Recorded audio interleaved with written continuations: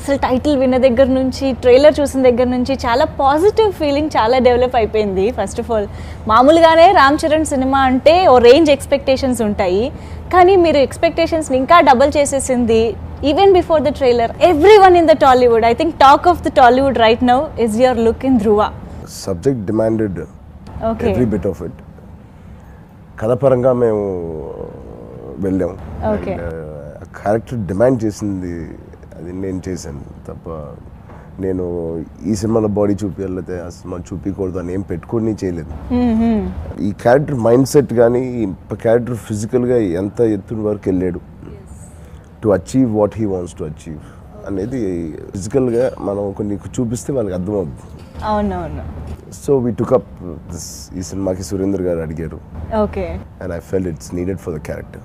అంటే 6 ప్యాక్ చేయాలని మీరు కథ విన్న తర్వాత సినిమా చూసిన తర్వాత అనుకున్నారా, లేదంటే సురేందర్ రెడ్డి గారు ఇన్సిస్ట్ చేశారను ఖచ్చితంగా చేయాలి అన్నట్టుగా?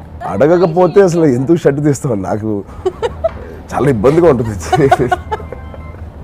ఓకే, సో గట్టిగా డిమాండ్ ఉంటే తప్ప మాటకి షర్ట్ తీసే.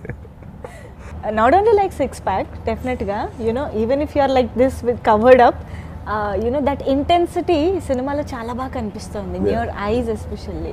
The screenplay is so good and subject is so good. So మీరు మాట్లాడే ప్రతి డైలాగ్ కానీ యాక్ట్ చేసే ప్రతి సీన్ కూడా చాలా బాగుంటుంది. సో కంటెంట్ ఉన్న సబ్జెక్ట్ ఇది, అండ్ చాలా గ్రిప్పింగ్గా ఉంటుంది. రైల్వే రాజ్ ఆడి ఓడిన ఆటవీడు. ముసలకి నీళ్ళల్లో బలం, వీళ్ళకి అడవిలో బలం. ఏం రో లావు మాట్లాడుతున్నావు?